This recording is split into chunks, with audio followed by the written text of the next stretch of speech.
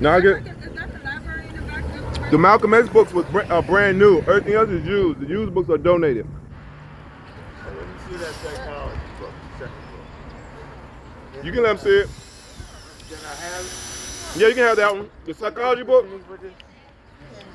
You getting a shout out? We putting a free book library out here, right here. All right, stay focused. My name is Herbert Styles. One of the guys that built Rich Barber Shop and one of the best barbers here. You know, Herbert Smalls. And Robert Smalls, my uncle, took the slave ship and took them to Charleston, South Carolina. The Robert Smalls. It is Robert Smalls. Get the fuck out of here. Excuse me, we got a kid out here. You serious? I'm Herbert Smalls. My great. Yeah, I'm about to say that was a lot. That you said your uncle. That was a lot. There's a lot of greats in there. Great. Robert Smalls. He took the slave ship for the white people. And took it to Charleston, South Carolina. I'm gonna add this in the video, brother. Hey, look, my father from Charleston, South Carolina. I'm gonna add that into the video, brother. Right, and I'm the best barber in the world. And what's your name? Herbert Smalls. And where's the barber shop? But they call me Herb Styles. Where's the barber shop?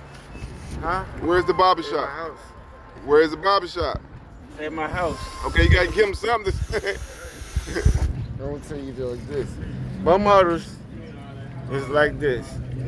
My clothing line, stay focused. Okay. All right, brother. Thank you, brother. I'm gonna close this one. I gotta get back to this one. Hey, go ahead. Peace to you. This is my motto. Stay I appreciate you, bro. I gotta get back to this. I gotta Go document ahead. this, brother. All right. Stay focused. Thanks for stopping. I'm about to come out right here. Good.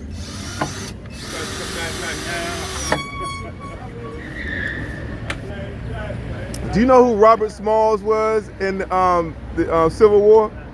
Robert Smalls was a slave that commandeered a Confederate ship and stole it and delivered it to the Union Army.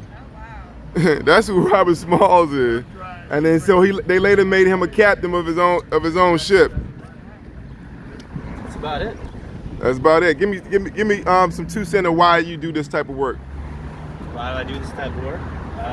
Well, I like doing woodworking, and if I can, I don't know, if I can help out a neighborhood that needs help, then why not? If you can help a neighborhood, why not? All right. Now, what's next for it? What's next for it? Well, you're gonna put some books in it. Yeah, I'm gonna put some books in it, but we just I'm just gonna put some dirt on top of the concrete, and then I want to bring back a couple more screws because I was a little short. And I want to touch up some of the paint back here. Got a little ding in the back. So I'll come back probably tomorrow and fix that up. But then you got to get an artist and make this part. This part's yours, man. Yeah, that's our signage right there. You got a DC flag up here. You got DC on both sides. Yeah, I figured that they could do what they want with it, right? I mean, DC, everybody, you know, every neighborhood's in DC, so I figured. Oh, thank you for this, by the way. And that's that, guys. There it is. There it is. Pleasure doing business with you. Boom. Hold on, I gotta get a fist on camera. Boom. No, it's no worries. Thank you for making it happen. Why you choose to support this project? Stand in front of the mirror. Because when I went uptown, I saw that they had like the mini free libraries, and I'm like, damn, why won't got these? We want to read too. So I found out about Adam, and I asked him to bring it over here. And the fact that there's so many different liquor stores, come on, it was your idea to put it directly in front of the liquor store. So I thought that was also a good idea. All right, boom. There it is. Drop off. Hey, how are you? Hey, peace, Queen. Yeah. How you feel about us not having any libraries or bookstores in our community? We need that. We need it a lot to educate the youth. Right? I'm the evangelist around. I does evangelism book. But this is a good thing. Good thing. I was looking for some Bible one time, but when you finish. All right, so shoot me, and I'm gonna start taking the books out. Wash my clothes. All right, peace world. It's Pat Kamon Freeman, Anchor Black Man Therapy. We at the blackest intersection of America, as is allegedly referred to, which I'm not proud of because there's nothing here positive. It's the intersection of Malcolm X Avenue and Martin Luther King Avenue. It's 7 liquor stores within a 1-block radius here. We at the scene of where a 6-year-old child was murdered. We are less than a mile away from a major U.S. Air Force base, but yet and still these conditions exist in our community by design. In the midst of a food desert. All right, so we don't have any light or control of our communities. So I felt that the most transformative things we can do is to share books. This is the book that changed my life, the autobiography of Malcolm X. He's a transformational figure in his life and in the lives of others, including mine. So I wanted to make sure that this is the first book that we put into the Charniece Milton Community Bookstore, free library, right here at this intersection. All right, because this community, not only this area, but all of east of the river went 25 years without a bookstore. There's over 40 bookstores in this city, and 0 was east of the river for 25 years. Wow. And at the same time, we have a saturation of liquor stores. What are they trying to do to us? In the midst of a food desert, in the city where it's the most dangerous city for any woman or any black woman of any social economic background to give birth. This is the nation's capital, and we can change it. The next book is Amazing Things Will Happen When You Read. Amazing things will happen when you read. All right? The most transformational things you can do in your life is travel or read. And since read is affordable, everyone has access to do it, and we'll make sure we share that with them now. So we're going to throw this document, a couple of the books that's going in there first. Again, it's the autobiography of Malcolm X is going in. You like that live pop, young man? All right. Boom. First books that's going into the Charniece Milton Community Bookstore Free Library, designed by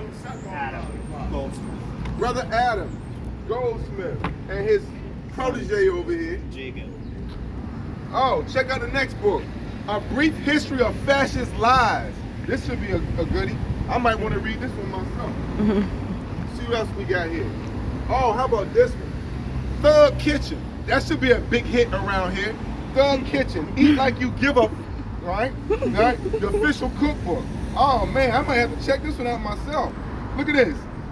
Pop off like you like it. All right? Come on, man. Yay. Thug Kitchen. I might go. See, you got some goodies in here. What else we got?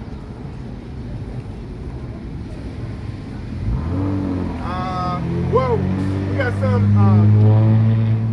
we got the politics of public policy, social welfare, otherwise known as poverty pimps, because there are people that's here that's exploiting the current situation, that make money off maintaining the status quo of the current situation, who doesn't want to see transformation, who doesn't want to see people empowered, who doesn't want to see a redistribution of wealth, all the things that Malcolm X and Martin Luther King stood and fought for. Let's talk about that. Public policy and politics, because we're no longer allowing public policy to shape us. We're going to start shaping public policy. If we read.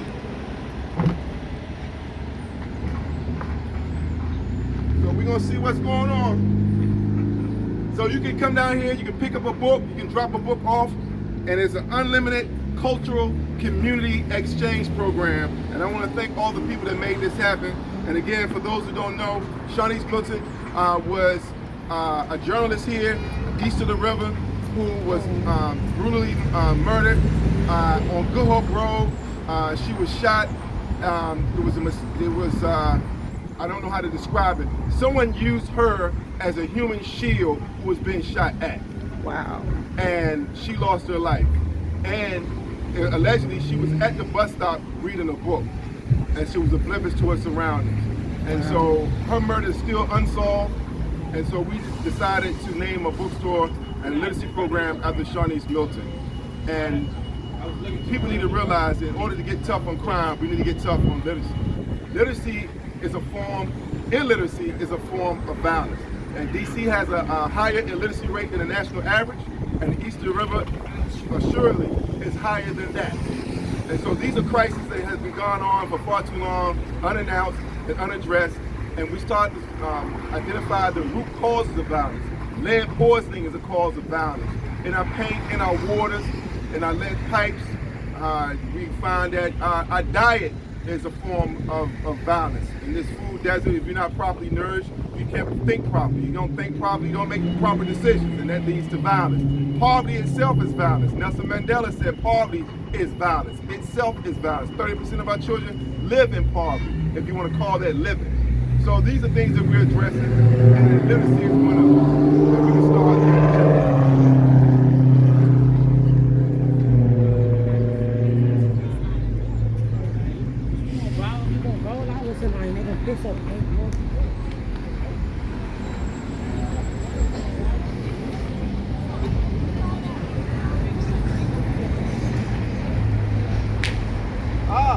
Here's another good one. The hidden brain. How our unconscious minds elect presidents, control markets, wage wars, and save our lives. Okay, we don't know which side, which team they playing for. Okay, and the first thing that comes to my mind, we just lost the war criminal Colin Power, and when he passed, I posted a quote from Mom's Mabley. My mother taught me to speak good of the dead. He dead, good. Because he was a war criminal responsible for thousands of people's lives, thousands of people's deaths, excuse me. We're supposed to mourn him. He was a warmonger who served a corrupt regime under the Bush administration, the Reagan administration, and so forth around the world, from Panama to Iraq. And now we're supposed to honor him? Nah, that is how they program you. That's how they program. Just because he was the first black person to be in charge of killing that many people, he doesn't get any love from us. Unlike Robert Smalls, who stole the Confederate ship and gave it to the Union Army in one of the good wars. But just want to put that out there. So that's what reading does. Even understanding if you read the wrong stuff and you realize you disagree with it, you can start peeping game when you see those things applied in real life. That's how reading helps you. That's how reading helps you. And of course, America is the perfect mess. All right. So these are the first books in the Charniece Books Community Bookstore. Thank you for your assistance, young man, in creating this. It's going to be here for a long time, hopefully. And maybe you can come back and put a book in, or maybe even get a book. How about that? Oh. Easy peasy. All right, and Hey, I just hit you up on Instagram. okay, cool. All right, you can stop it, and then we're gonna get.